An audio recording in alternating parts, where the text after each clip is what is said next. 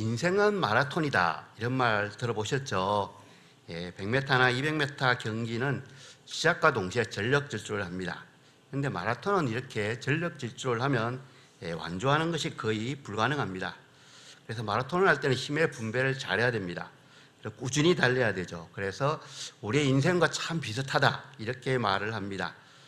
꾸준히 쉬지 않고 달려서 목표점에 도달하는 것이 같다는 건데요. 그런데 자세히 보면 다른 점이 있습니다. 마라톤은 결승점이 고정되어 있습니다. 그렇죠. 42.19km를 달리면 종착역이 있는데요. 우리의 인생은 어디에 종착역이 있는지 알 수가 없습니다. 누구는 태어나서 며칠 만에 또 세상을 떠나는 경우도 있고, 누구는 너무 오랜 시간에 지겹다, 이제 좀 하나님께서 데려갔으면 좋겠다라고 하는데 부르지 않는 경우도 있죠. 그런데 분명한 것은 우리의 인생은 끝이 있다는 겁니다. 물론 오늘 본문은 이 마지막 때에 대해서 이야기를 해주고 있습니다. 베드로 사도가 말하는 마지막 때는 예수님의 재림입니다. 예수님이 재림하면 모든 것이 정리가 된다는 거죠. 그래서 마지막 때라는 건데요. 또한 개인의 죽음도 사실은 마지막 때입니다. 더 이상 변경할 수가 없으니까요. 그래서 베드로 사도는 만물의 마지막이 가까이 왔다 이렇게 강조하고 있습니다. 만물의 마지막이 가까이 왔다라고 강조하는데 얼마나 시간이 지났을까요? 2000년 지났습니다. 아직까지 곧 오겠다라고 했는데 아직까지 오시지 않고 있죠. 언제 올지 알 수 없지만 하나님께서 정한 시간이 되면은 오실 겁니다. 그렇다는 말은 우리가 하루 더 살게 되면은 하루 더 그때가 가까워졌다는 거죠. 우리는 점점 더 그 마지막에 가까이 가는 삶을 살고 있다, 이렇게 말할 수도 있습니다. 개인적으로는 죽음으로 인한 종말을 맞이하든지 아니면 예수님이 재림할 때 종말을 맞이하든지 우리는 종말을 맞이합니다. 그렇기 때문에 이 본문에서 주는 교훈을 받고 우리가 이 종말의 시간에 정말로 집중하여서 우리가 준비할 것이 무엇인지를 배웠으면 좋겠습니다. 첫 번째는 마지막 때에 살고 있는 성도는 정신을 차리고 근신하며 기도하라고 합니다. 교회 안이나 교회 밖이나 말세다 이런 말 잘 많이 하죠. 근데 이 말세라는 표현이 자기가 기분이 나쁠 때 말세다 이런 분도 있습니다. 사실은 이 세상이 너무나 악해졌다는 거죠. 이제 더 이상은 이 세상이 살만한 것이 못 돼. 그때 보통 이 말세다 이렇게 말을 하기도 합니다. 그리고 자연재해가 너무나 클 때 10,000명, 20,000명이 죽기도 하죠. 지구가 온난화 따뜻해졌기 때문에 해수면이 올라가고 새로운 전염병들이 생깁니다. 정말로 이 시대가 이제는 마지막이 된 것 같습니다. 그런데 여기에 문제가 하나 있습니다. 많은 사람이 말세다, 말세가 가까이 오고 있다라고 말을 하는데 이 말세를 준비하는 사람은 별로 보이지가 않습니다. 우리도 예외는 아닙니다. 사람들이 말세인 것을 느끼든지 느끼지 않든지 때가 되면 하나님께서 이 세상을 심판하실 것입니다. 그죠? 노아의 때 홍수로 세상을 심판하셨습니다. 하나님이 정한 시간에 심판을 했는데요. 그 메시지를 듣고 준비한 노아의 가족만 구원을 받았습니다. 그렇기 때문에 우리는 노아처럼 말세인 것을 알아야 합니다. 그리고 말세를 준비를 해야 됩니다. 만물이 가까이 왔다. 이 말은 하나님의 뜻에 따라 살 수 있고 하나님의 뜻에 따라 하나님과 이웃을 섬길 수 있는 시간이 얼마 남지 않았다. 이거와 똑같습니다. 말세가 오면은 정말로 그날이 오면 더 이상 섬길 수가 없습니다. 그렇죠. 그렇기 때문에 우리는 기도하면서 헌신해야 된다는 겁니다. 기도하지 않고 열심히 헌신하는 사람이 있습니다. 교만하게 되죠. 그리고 하나님의 뜻대로 하는 것이 아니라 자기 뜻대로 헌신합니다. 정말로 무서운 사람입니다. 자기 뜻대로 안 되면 화를 내고 왜 그렇게 하느냐고 그러고 그렇습니다. 기도 없이 헌신하는 일, 정말로 위험한 일입니다. 그래서 사도 베드로는 7절에서 정신을 차리고 근신하여 기도하라 이렇게 말하고 있습니다. 근데 이 말은 원어적으로 보면은 술 취한 자같이 정신을 잃어버리지 말라. 그리고 그래서 말세인 것을 잘 분별해라 이런 거죠. 경건한 삶을 살아서 때를 잘 분별하라 이런 뜻입니다. 오늘날 같이 죄악이 퍼져 있는 세상에서 경건하게 산다는 것 사실 쉽지 않습니다. 말씀을 순종하는 것 그렇게 쉽지 않습니다. 그래서 많은 사람들은 자기가 원하는 대로 살아갑니다. 자기가 원하는 대로 살면 결국은 죄 가운데 살아간다는 것이죠. 정말로 정신을 차리지 않으면 조류에 휩쓸려 가게 된다는 것입니다. 그래서 한순간도 자기가 아무리 경건하게 사는 것 같을지라도 한순간 방심하면 넘어지게 됩니다.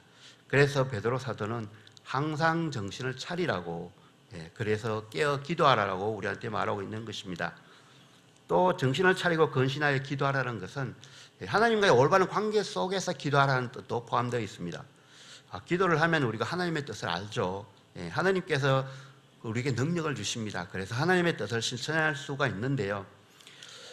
자기의 욕심을 채우기 위해서 하나님의 손을 빌리는 그러한 기도, 사실 자세히 보면 많이 하고 있지 않습니까? 그런데 하나님은 우리가 하나님의 뜻에 따라 우선적으로 하나님의 뜻을 구하는 기도를 하라고 명령하고 있습니다. 그리고 우리가 하나님의 뜻에 따라 살아갈 때 우리에게 필요한 것들을 하나님께서 채워주신다라고 약속하고 있습니다. 기도하면 우리가 어떤 일을 해야 될지, 그리고 어떻게 해야 될지, 정말로 무엇이 더 중요한 일인지를 우리가 알 수 있습니다. 기도하지 않으면 내가 세운 우선순위에 따라서 살아가게 됩니다. 한번 해보십시오. 그렇게 됩니다. 그런데 우리는 기도할 때 대부분 내 문제를 해결해 달라고 기도하죠. 기도해야 됩니다. 그런데 그것만 하는 것이 아니라 우리 삶의 목적이 무엇인지, 그리고 하나님의 뜻을 발견하기 위해서 기도를 반드시 해야 됩니다. 그런데 지금은 너무나 바쁩니다. 그죠? 10시에 주무시는 분 거의 없죠. 보통 12시 넘어서 잡니다. 봐야 될 것도 너무나 많습니다. 그리고 전화 오는 데도 많고요. 그래서 너무나 바쁩니다. 그런데 어떤 분은 바빠서 기도할 시간이 없다라고 하고, 어떤 분은 바쁘기 때문에 그 일을 다 하자면 반드시 기도를 해야 된다, 이렇게 말하는 분도 있습니다. 그런데 정말로 분주할 때, 너무나 해야 될 일이 많을 때 정말로 기도하고 그 일을 시작해야 됩니다. 그렇지 않으면 엉뚱한 거, 중요하지 않은 거에 시간은 다 뺏깁니다. 그래서 꼭 해야 될 것을 못하고 넘어가는 경우가 정말로 많습니다. 예수님은 잡히시기 전날 밤 베드로에게 이야기합니다. 시험에 들지 않도록 기도해라. 베드로는 너무나 피곤해서 잤습니다. 그래서 베드로는 예수님을 3번이나 부인했죠.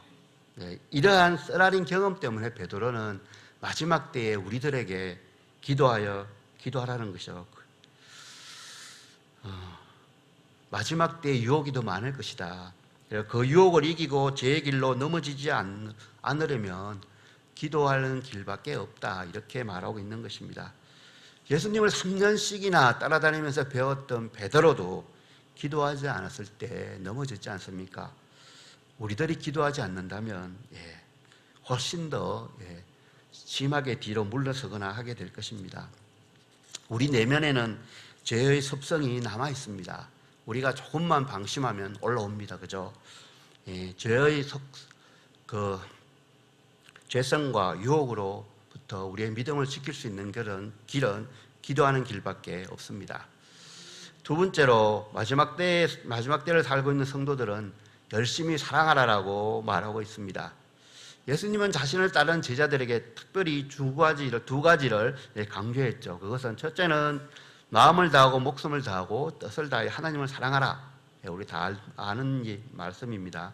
그리고 두 번째는 내 이웃을 내 몸과 같이 사랑하라라고 그것을 배웠습니다. 예수님에게. 그것을 오늘 베드로는 아시아에 있는 교회들에게 편지를 보낼 때 거의 똑같은 말을 합니다. 고난받는 아시아의 교인들에게 건신하여 기도하라는 것이죠. 왜냐하면 건신해서 기도해야지 하나님을 사랑할 수 있기 때문이죠. 그리고 또 한 가지를 이야기하는데 8절 9절에서는 서로 사랑하고 서로 봉사하라, 이렇게 권면하고 있는데요.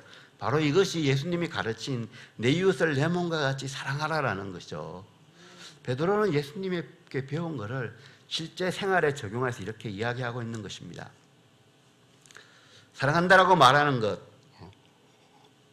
그것은 좀 쉽습니다. 그것도 못하는 사람도 있긴 합니다만은 그래도 쉽습니다. 사랑한다라고 말하는. 하지만 성경은 우리가 여기에 머물러 있기를 결코 허락하지 않습니다. 한 발 더 나가라는 거죠. 사랑을 실천해야 된다고 강조하고 있습니다. 그래서 사랑하라라고 말하고 그 다음에 바로 실천에 대해서 말합니다. 서로 대접하기를 원망을 취하라라고 말하고 있습니다. 지금은 여행하기가 참 쉽습니다. 호텔에 가면 됩니다. 비행기 타고 가도 되고요. 예, 식당에 가면 식사를 할 수 있지만 2000년 전에는 식당이 없었죠. 그리고 호텔도 찾아온 손님을 먹여줘야 되고 재워줘야 되고 이런 일이 불평 없이 하는 것 쉽지 않습니다. 특별히 복음을 전하러 다니는 사람들, 그분들을 대접해야 된다는 것이죠. 그리고 어려움을 당해서 복음 때문에 핍박받아서 떠돌아다니는 사람들을 도와주라는 것이죠. 우리가 예수님의 재림에 대한 소망이 있을 때 이 일을 할 수 있습니다. 예수님의 재림에 대한 소망이 없으면 성향에 따라 사게 될 것입니다. 남을 좀 많이 위하는 성향이 있는 분은 남을 잘 도와줄 것이고, 그렇지 않는 분은 잘 도와주지 않게 될 것입니다. 우리가 정말로 예수님이 재림할 거라고 믿고 있다면 이렇게 해야죠. 야고보서 1장 27절에는 하나님 앞에서 깨끗하고 참된 경건이라는 것은 환난 중에 있는 고아와 과부를 돌보는 것이라고 했습니다. 고아와 과부는 지금도 사실 생활하기 어렵지만 예수님 시대에는 정말로 어려운 그런 사회의 약자들이었습니다. 반드시 누군가가 도와줘야 될 그 사람들이죠. 이 사람들에게, 예수 믿는 사람들은 이들을 외면하지 말라는 것입니다. 그리고 오늘 본문에 나오는 것처럼 사랑의 첫 단계는 허다한 죄와 허물을 덮는다는 것이죠. 상대방의 허물을 덮어줄 때 진정한 용서와 사랑이 싹트게 된다는 것입니다. 우리는 다 부족한 사람이죠. 다 모자라는 부분이 있습니다. 그리고 다 실수를 합니다. 그렇기 때문에 서로의 허물을 덮어주라는 것입니다. 그리고 잘못을 인정하게 되면은 용서해야 된다는 것이죠. 성경은 말세가 될수록 사랑이 메말라 간다라고 말합니다. 우리 주위를 봐도 그렇지 않습니까? 아파트에 살다 보니까 저는 싱가포르로 가기 전에 한 2년 정도 수지에 있는 아파트에 살았는데요. 2년 동안 옆집에 누가 사는지 한 번도 본 적이 없습니다. 이 시대는 참 아파트에 살다 보니까 더더욱 이 사랑이, 다른 사람과의 관계가 단절되는 것 같습니다. 이러한 시대를 살아가는 우리들에게 성경은 열심으로 사랑하라라고 권면하고 있는 것입니다. 예수님 당신을 믿는다는 이유로 여기저기 핍박을 받아서 돌아다니는 사람들이 많이 있었습니다. 지금은 그런 사람은 거의 없습니다. 한국에는. 하지만 다른 이유로 힘들게 살아가는 사람이 많이 있습니다. 경제적으로 어려움 겪는 가정이나 또는 질병이나 또는 다른 사람으로부터 억압받는 사람들이 많이 있습니다. 우리가 모든 사람을 도울 수는 없지만 우리 주위에 누군가가 어려움을 겪고 있는 것이 보이게 되면 찾아가서 위로하고 손 내미는 일을 하여야 할 것입니다. 마태복음 25장에는 양과 염소의 비유가 있습니다. 고아와 과부를 잘 돌봐주는 그 사람에게 예수님을 대접한 것과 똑같다라고 이야기하죠. 우리가 다른 사람을 열심으로 돕는 그 사랑을 실천해야 되는 이유 중에 하나입니다. 그것이 바로 예수님을 돕는 길이기 때문입니다. 마지막 때에 살고 있는 성도는 세 번째로 선한 청지기 같이 서로 봉사하라고 합니다. 하나님께서는 우리 모든 사람에게 조금씩 다른 은사를 주었습니다. 우리 몸에 각각 다른 지체들이 있지만 이 지체들이 합하여 한 몸을 이루듯이 교회 안에 다른 은사를 가진 사람들이 협력해서 봉사할 때 교회가 교회답게 그 일들을 해나갈 수 있다는 것이죠. 말씀을 선포하는 사람도 있고요. 재정적으로 능력이 있어서 교회를 물질로 후원하는 분들도 있고, 아름다운 목소리를 가진 재능도 있고, 손재주를 가진 그런 경우도 있습니다. 각자가 받은 은사가 다르죠. 다르기 때문에 더 많은 영역에서 우리가 봉사할 수 있습니다. 서로 비교할 필요가 전혀 없는 것이죠. 은사를 받은 대로 봉사하라, 이렇게 본문은 우리에게 권면을 하고 있는데요. 이 말은 협력해서 봉사하라는 것입니다. 혼자서 모든 일을 다 하는 것보다는 함께해서 조금 더 천천히 하더라도 훨씬 더 좋을 때가 많습니다. 함께 봉사해야지 그 공동체가 튼튼해집니다. 연합해서 봉사할 때, 함께 어떤 일들을 해나갈 때 하나님께서 더 기뻐하실 것입니다. 이 땅엔 절대로 필요 없는 사람 아무도 없습니다. 그리고 동일하게 절대로 필요한 사람도 없습니다.